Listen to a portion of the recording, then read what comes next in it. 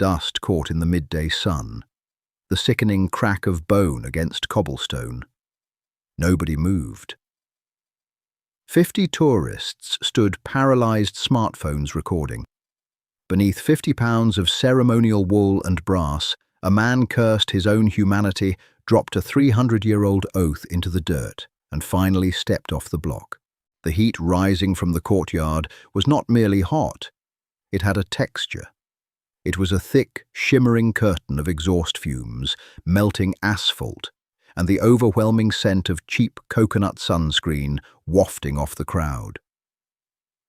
Gideon stood in the center of it, a monument carved in suffering, his boots polished to a mirror shine that reflected the distorted neon-clad bodies of the tourists pressing against the wrought-iron gates felt like lead weights. Inside them his toes were numb. They had been numb for the last 40 minutes.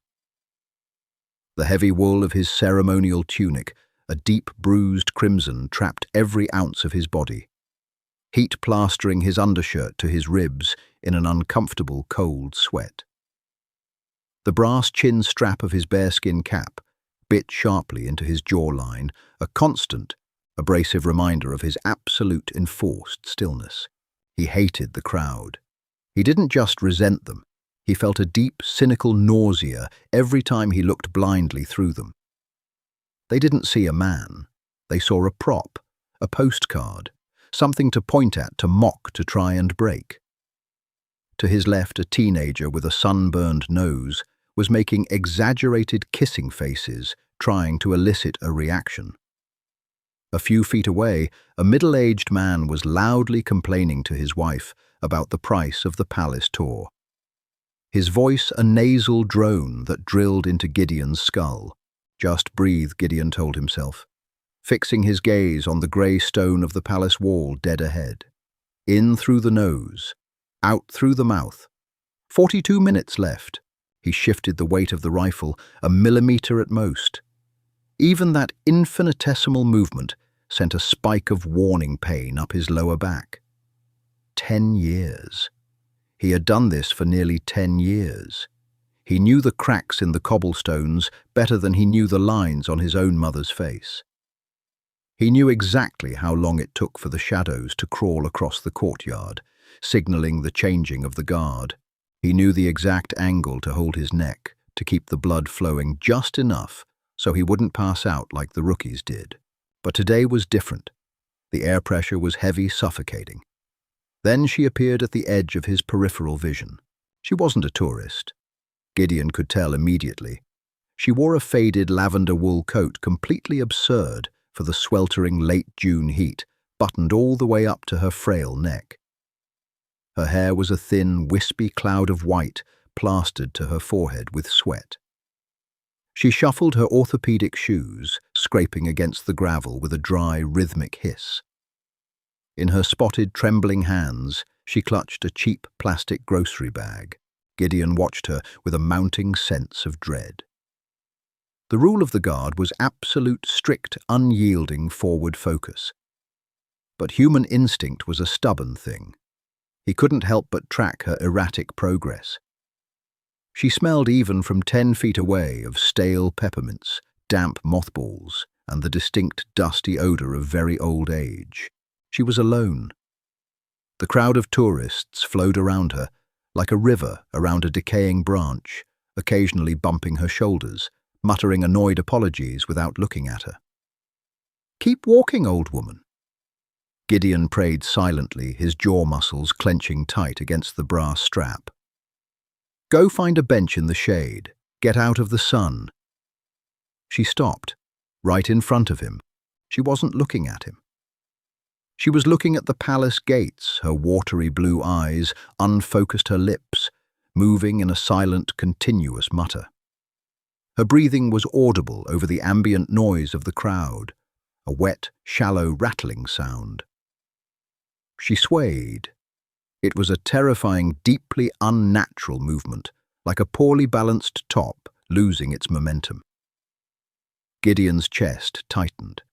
He felt the familiar, ugly spike of panic and resentment.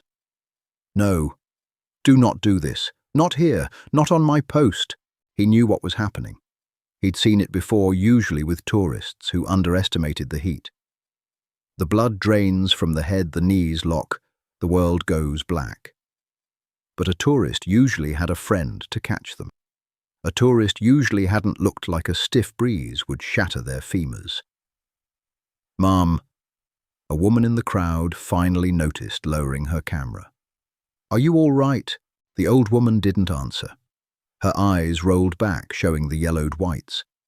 The plastic grocery bag slipped from her fingers. It hit the cobblestones with a dull thud.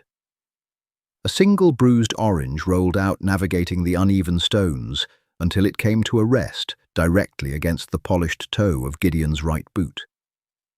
Then she fell. It wasn't a graceful collapse. It was a brutal, sudden surrender to gravity. There was no bending of the knees, no attempt to break the fall. She simply tipped over like a felled tree. The sound her skull made against the unforgiving, centuries-old cobblestone was a sound Gideon would never forget. It was a wet, hollow crack, sharp as a pistol whip, cutting entirely through the dull roar of the courtyard. For 2 agonized seconds, the world stopped. The teenager who had been making kissing faces froze, his mouth hanging open. The man complaining about ticket prices went dead silent. The crowd inhaled as one, a collective sharp gasp of shock. But nobody moved. That was the sickness of it. That was the modern disease Gideon watched every day from his pedestal. They didn't reach out. They didn't drop to their knees. Instead, in a horrifying synchronized motion, 6 glowing rectangles rose into the air. They were recording her. They were filming an old woman bleeding out on the stones. Gideon's heart hammered against his ribs like a trapped bird. The blood roared in his ears, drowning out the ambient noise. Protocol. Protocol. A king's guard does not abandon his post. A king's guard does not react to the public. A king's guard is stone. He stared straight ahead. He forced his eyes to lock onto the grey wall. He commanded his lungs to breathe slowly. "It's not your job. The police will come. The gate guards will call an ambulance. You are a statue. Be a statue." But the orange was still resting against his boot. He could see her in the lower edge of his vision. The lavender coat was bunched up around her waist.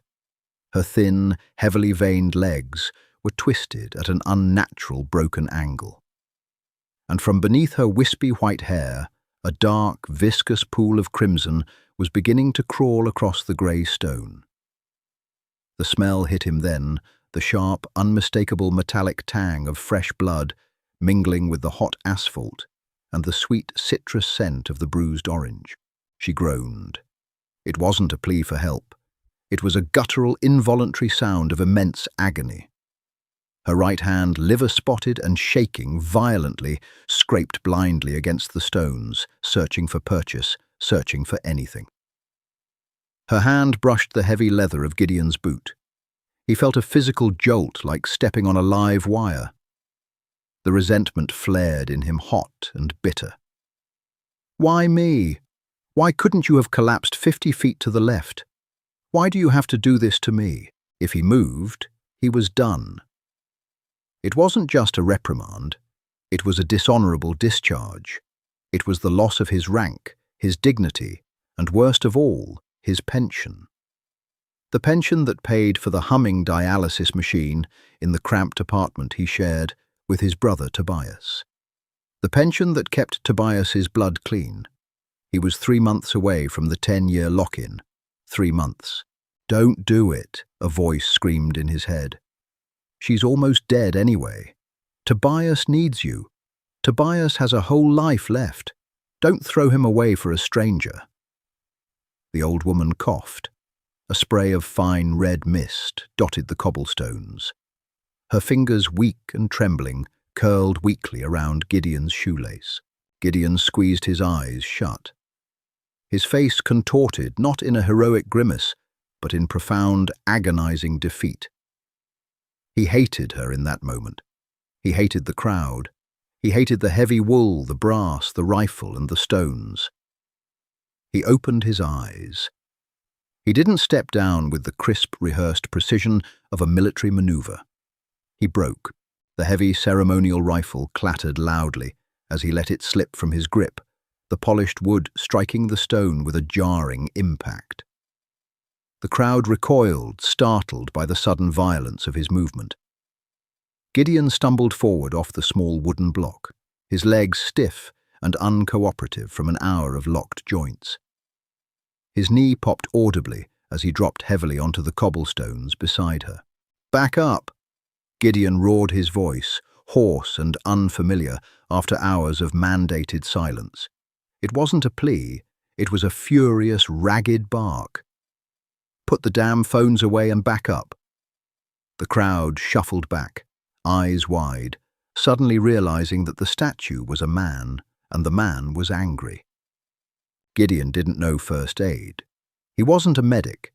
He was just a man in a suffocating costume, kneeling in a puddle of blood. He reached out his thick white cotton gloves, immediately soaking up the crimson as he pressed them against the side of her head. Her skull felt terrifyingly fragile beneath his hands, like a crushed bird's egg. "Hey," he said, his voice dropping to a rough, trembling whisper. "Hey, old girl, look at me." Her eyes fluttered. They didn't find his face.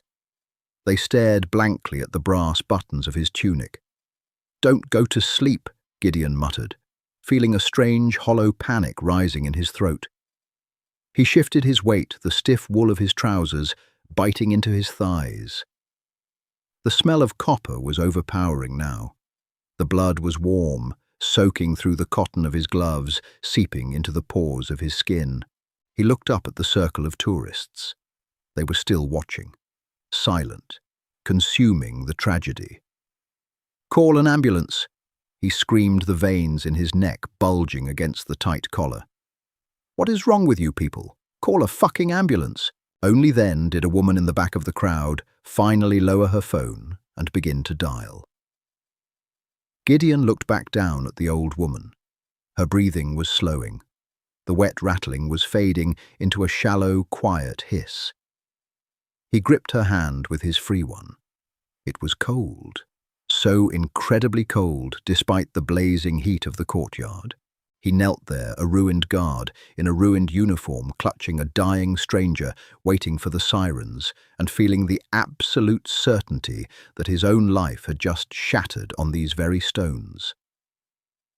The aftermath was a blur of flashing lights, sterile odors, and deafening authoritative noise. Paramedics battered their way through the perimeter of tourists, their heavy boots scuffing the pavement. They descended on the old woman with practiced mechanical efficiency.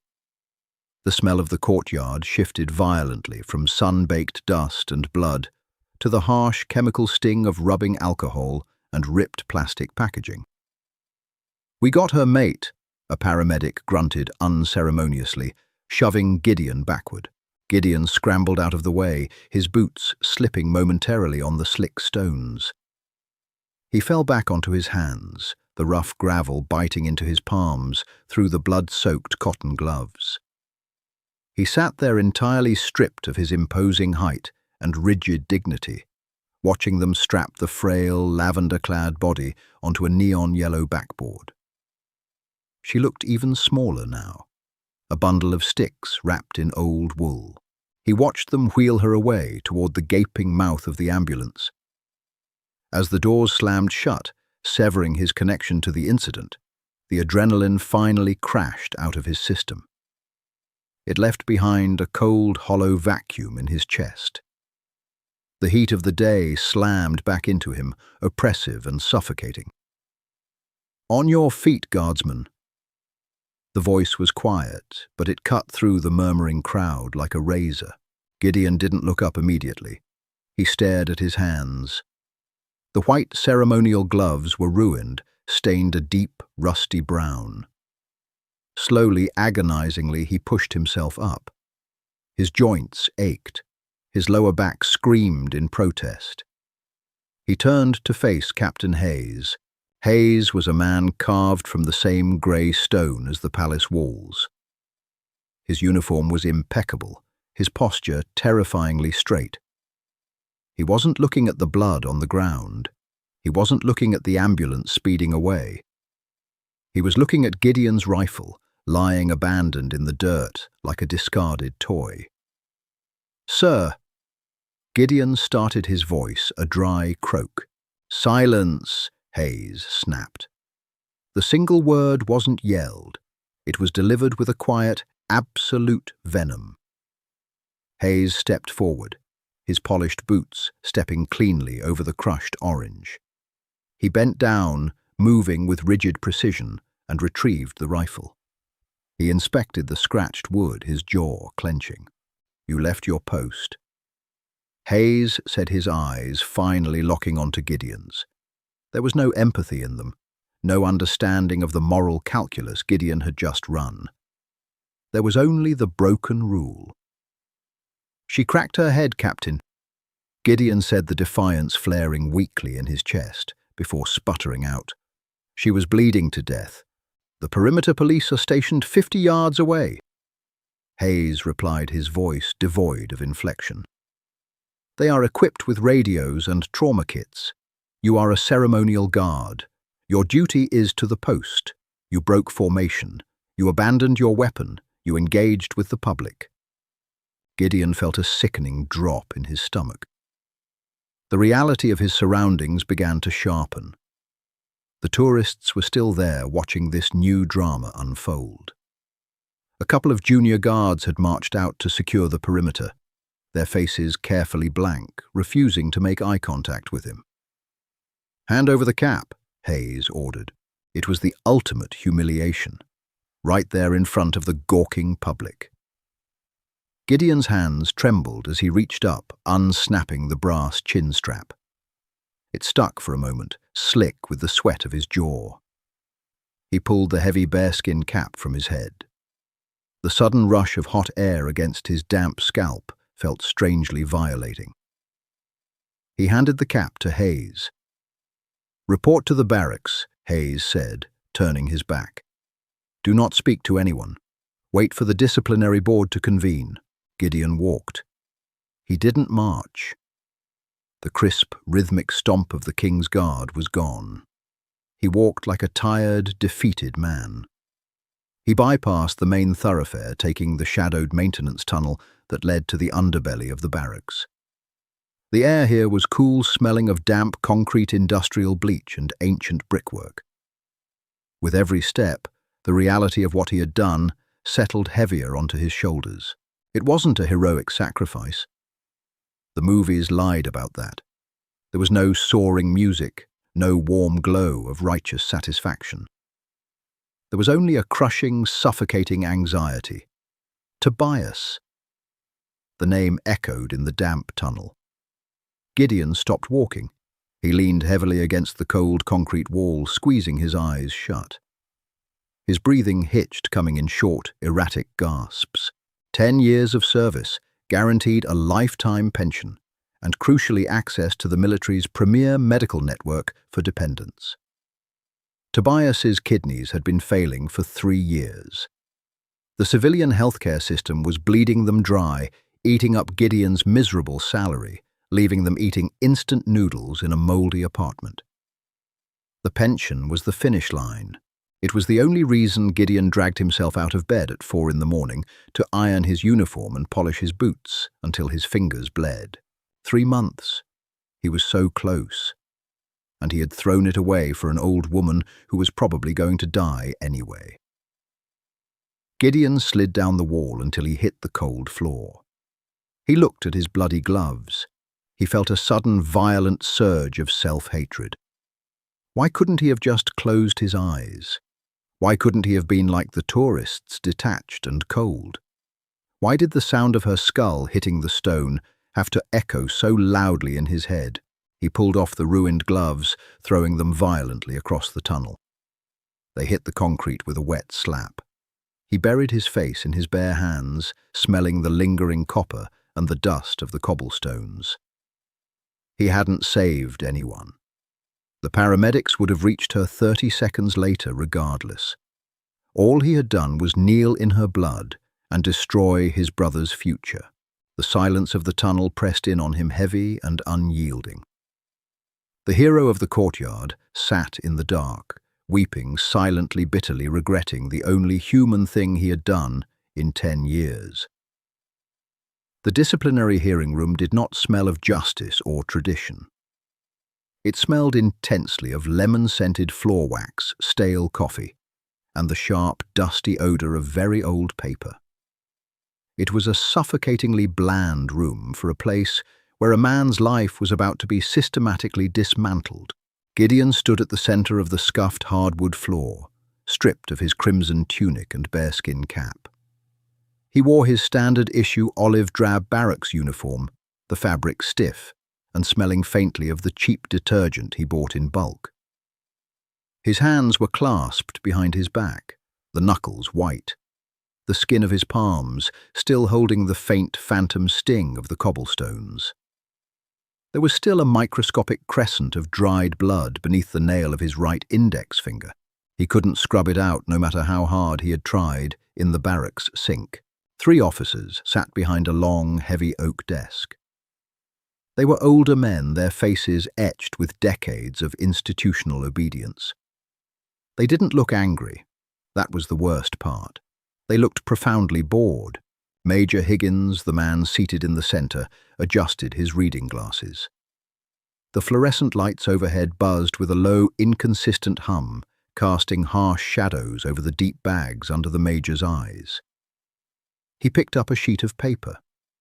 The crisp rustle of the document seemed unnaturally loud in the dead silence of the room. Guardsman Gideon. Higgins began his voice, a dry, gravelly monotone that carried no inflection whatsoever. You are brought before this board regarding a direct documented violation of General Order 4. Abandonment of post, abandonment of weapon, unauthorized engagement with the civilian populace. The incident in question occurred at 1400 hours yesterday within the main courtyard. Do you dispute these charges? No, sir, Gideon said. His voice cracked slightly on the second syllable. He swallowed hard, his throat dry as sandpaper. The board has reviewed the statements from Captain Hayes, as well as the incident reports from the perimeter police. Higgins continued dragging a cheap blue ballpoint pen across the paper. The scratching sound set Gideon's teeth on edge. The civilian and elderly female suffered a syncopal episode resulting in cranial trauma. Perimeter police were on the scene within 48 seconds of her collapse. Medical personnel were on the scene within 4 minutes. Higgins paused, finally looking up over the rim of his glasses. His eyes were the color of dirty dishwater. 48 seconds, guardsman. That is the time it took for the designated responders to arrive. You abandoned a centuries-old post, dropped a ceremonial weapon worth more than your annual salary into the dirt, and created a localized panic, all to kneel in a puddle of blood for 48 seconds. Did you possess advanced medical training? No, sir. Did you administer any life-saving procedures? I held her head, sir, to stop the bleeding. Gideon hated how small his voice sounded. He hated the defensive, pleading edge that crept into it. He wanted to scream at them, to ask them what they would have done, but he knew the answer. They would have stood there. They would have let her bleed. That was the job. You contaminated a medical scene. The officer to Higgins's left chimed in, leaning back in his leather chair. It squeaked in protest. You broke the psychological barrier between the guard and the public. You became a spectacle. I am a human being, sir. Gideon said the words, slipping out before he could bite them back. The silence that followed was heavy and thick. Higgins sighed a slow, tired exhalation through his nose. He took off his glasses and rubbed the bridge of his nose. You were a human being when you signed the enlistment papers, Gideon. You became a symbol the moment you put on the red wool. Symbols do not panic. Symbols do not bleed. Symbols do not break. Higgins put his glasses back on and picked up a stamp. The board finds you guilty of all charges. You are hereby stripped of your rank, effective immediately. You are dishonorably discharged from the King's Guard. All accrued benefits, including post-service pension and dependent medical coverage, are forfeit. You have 2 hours to clear your locker. The heavy rubber stamp hit the paper with a violent, final thud. It was over. 10 years. 3,000 days of standing in the blistering sun, the freezing rain, the biting sleet. 3,000 days of enduring the mockery of tourists, the aching joints, the suffocating uniforms. All of it erased by a 48-second lapse in institutional sociopathy. Gideon didn't salute. He just turned on his heel and walked out. The door clicked shut behind him, sealing his fate in the lemon-scented tomb. The walk from the barracks to the subway was a blur of grey concrete and stinging, persistent drizzle. London had decided to weep the sky a bruised, unbroken purple. Gideon wore civilian clothes, a faded black hoodie that smelled faintly of cooking oil, and a pair of worn-out denim jeans. The rain soaked through the thin cotton shoulders of his hoodie, plastering it cold and clammy against his skin. He didn't pull the hood up. He just let the cold water run down his neck, shivering uncontrollably. He swiped his transit card at the turnstile. It beeped, displaying a terrifyingly low balance on the cracked digital screen. He descended into the subterranean bowels of the city. The underground smelled of ozone, hot dust, and damp wool from the hundreds of miserable commuters huddled on the platform. The air was thick and greasy. He found a seat in the corner of a crowded car. A teenager sitting opposite him was watching a video on his phone, the tinny, compressed audio leaking through a cheap pair of headphones. Gideon stared at his own hands resting on his thighs. They felt empty without the familiar heavy weight of the rifle. They felt useless. Tobias. The name was a physical ache in his chest, sharper than the phantom pain in his back. How was he going to say it? How do you look at the person you love most in the world and tell them you just killed them? The train rattled and screeched, throwing him side to side as it navigated the dark tunnels. 30 minutes later, he emerged into a neighborhood that the tourist brochures aggressively ignored. The buildings here were stained with decades of soot. The sidewalks cracked and littered with wet flyers and discarded fast food wrappers. He climbed the 3 flights of stairs to his apartment. The stairwell smelled heavily of boiled cabbage and feral cat urine. He paused at door 3B. The paint was peeling off the wood in large, dry flakes.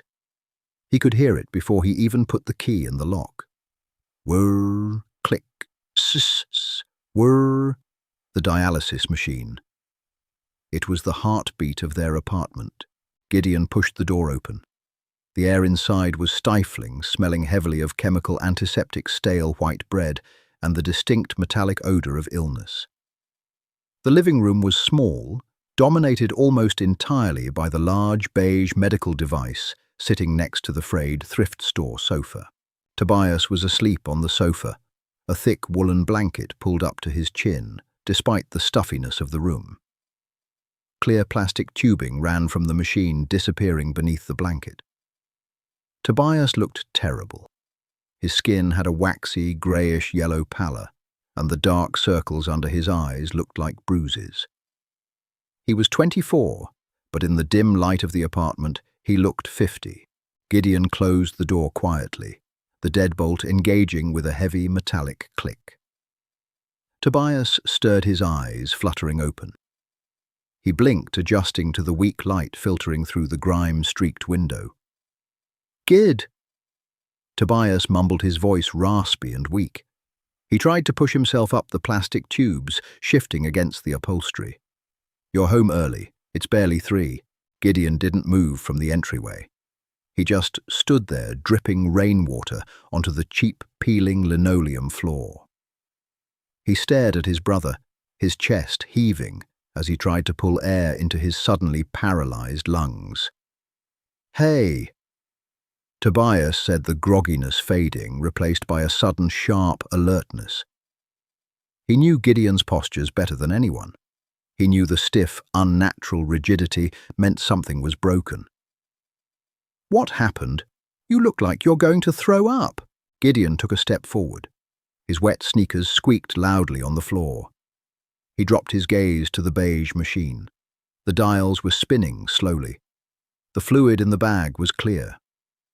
"I lost it, Toby," Gideon whispered. The words tasted like ash. Tobias froze. "Lost what? Your wallet? Your pass?" "The job." Gideon looked up, his eyes burning, the edges of his vision blurring with hot, frustrated tears. "I lost the job. They discharged me. I'm out." The silence in the apartment was absolute, save for the mechanical breathing of the machine. Whirr! Click! Sss! "What?" Tobias's voice was barely a breath. He pulled the blanket tighter around his frail shoulders, his knuckles turning white. "Gid, what are you talking about? You have 3 months left. You were so close. What do you mean they discharged you?" Gideon walked over to the small, scratched kitchen table and slumped into a chair. He rested his elbows on the formica surface, burying his face in his hands. "An old woman," Gideon said the words, spilling out in a jagged, pathetic rush. "She collapsed, right in front of me. She cracked her head open on the stones. There was blood everywhere, Toby. She grabbed my boot. I couldn't stand there. I dropped the rifle. I broke formation. I kneeled down with her." He looked at his brother, pleading silently for understanding, for absolution. But Tobias didn't look understanding. He looked terrified. His yellowish face went completely pale. His eyes darted to the machine humming next to him, then back to Gideon. "You broke formation?" Tobias asked, his voice trembling, rising in pitch. "For a stranger, Gid, you know the rules. You know what they do. Why would you do that?" "She was dying," Gideon yelled, the sudden anger surprising him. He slammed his fist onto the table, making the cheap wood rattle. "She was bleeding out on my boots. What was I supposed to do? Let her choke on her own blood while I stared at a brick wall?" "Yes," Tobias yelled back, struggling to sit up straight, coughing wetly into his hand. "Yes, Gideon, because that's the job. Because if you lose the job, I lose the clinic, the pension, Gid, the network. We can't afford the private fluid. We can't afford the filters." Tobias pointed a shaking finger at the beige machine. "This thing eats £1,000 a month just in disposables. What are we going to do?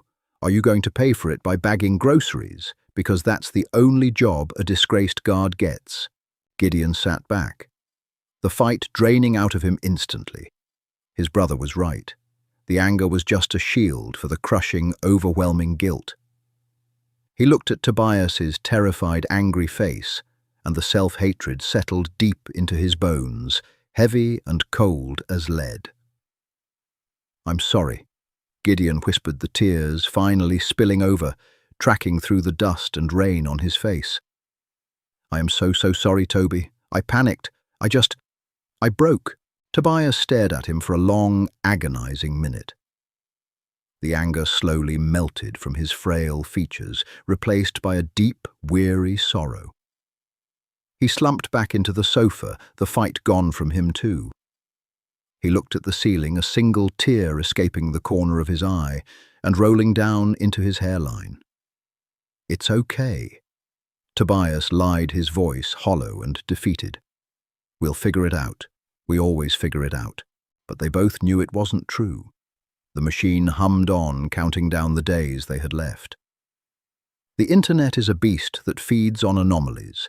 It ignores the mundane, the reliable, and devours the breaks in the pattern. A guard standing perfectly still for 10 years is invisible.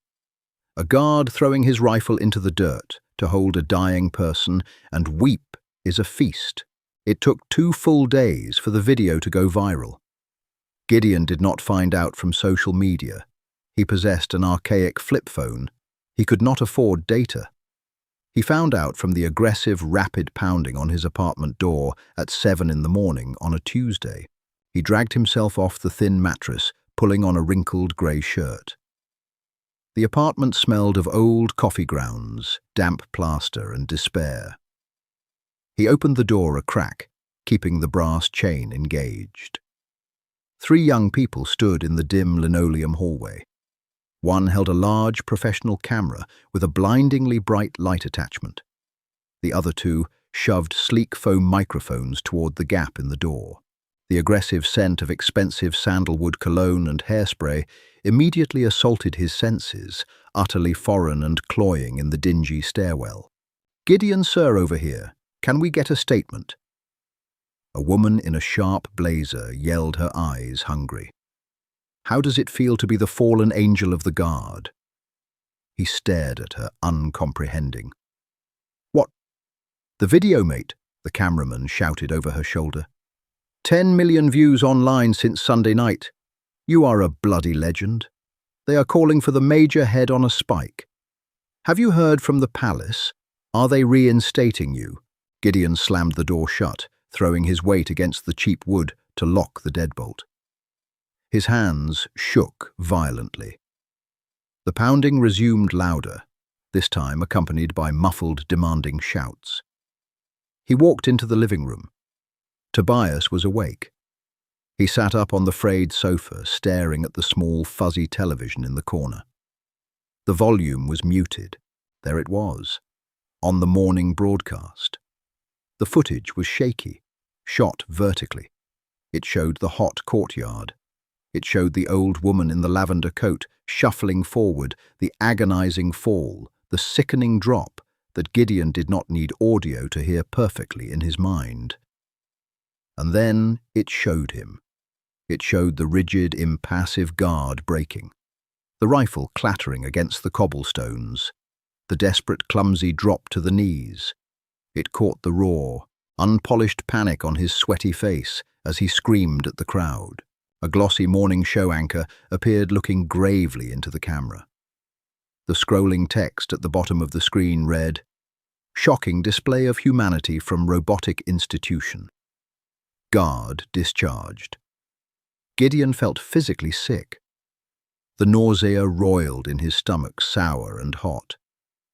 "They made it a spectacle," he whispered, staring at his own pixelated face. "I am a meme." Tobias said nothing. He just watched his brother. The next 3 days were a waking nightmare of modern notoriety. Gideon could not leave the building without a camera flashing. People he had not spoken to in years tracked down the landline, offering empty congratulations. But beneath the noise, the cynical reality remained completely unchanged. The military issued a single cold press release on Thursday afternoon. It was a masterclass in bureaucratic stonewalling. They acknowledged the emotional circumstances, but affirmed the discharge stood. Protocol was protocol. The online outrage peaked, and then, as it always does, it waned. A celebrity got a fine. A politician lied. The algorithm shifted its gaze. By Saturday, the reporters had vanished from the stairwell. The trending hashtags evaporated. Gideon was left exactly where he started, unemployed, disgraced with a brother, dying on a cheap sofa. There was a soft knock on the door Sunday morning. Not the aggressive pounding of a reporter, but a hesitant tapping. Gideon opened it. A young woman stood there. She looked exhausted, her eyes red and puffy. She wore a simple grey sweater, nervously twisting the strap of a cheap canvas tote bag. "Are you Gideon?" she asked. Her voice was quiet, trembling slightly. "I am," Gideon said, keeping his posture defensive. "If you are press, I am not talking." "I am not press," she said quickly. She swallowed hard. "My name is Hannah. That was my grandmother, in the courtyard." Gideon froze. The residual anger he held toward the old woman, the irrational, bitter resentment that she had ruined his life, evaporated instantly. He looked at the girl. He saw the same wispy, fragile quality in her jawline. "How is she?" Gideon asked, his voice softening to a rough whisper. "She passed away." Hannah said, a tear finally escaping and tracking down her cheek. "Yesterday morning. The bleeding in her brain was too severe, but she woke up for a little bit on Wednesday. She was not in pain at the end." Gideon closed his eyes, leaning his forehead heavily against the doorframe. The crushing weight of failure pressed down. "I am sorry," he breathed. "I tried to help." "I know," Hannah said. "I saw the video. You held her. You did not let her die alone on the stones with people just filming her. You cared." She reached into her tote bag and pulled out a thick, heavy envelope. She held it out to him. Her hand shook. "I know what happened to you," Hannah said, her voice thickening. "I read about your brother, about the pension." Gideon stared at the envelope. "What is this?" When the video went viral, Hannah explained, "A tourist set up a crowdfunding page. For you, for your family medical bills. People were angry at the military. They just started throwing money at it. It is over £300,000. The page is closed, the funds cleared. It is in a trust in his name." Gideon did not move. He felt revulsion. It felt like blood money. But he reached out and took it anyway because his brother needed to live more than he needed pride. Did Gideon's heartbreaking sacrifice move you? In a world obsessed with capturing the perfect moment on camera, true humanity is found in the messy, imperfect act of stepping off the pedestal. If this raw story of duty brotherhood and cynical reality struck a chord, please leave a like, share this video with your friends, and subscribe to our channel for more deeply human storytelling. Hit the notification bell so you never miss an update. Thank you for watching us today.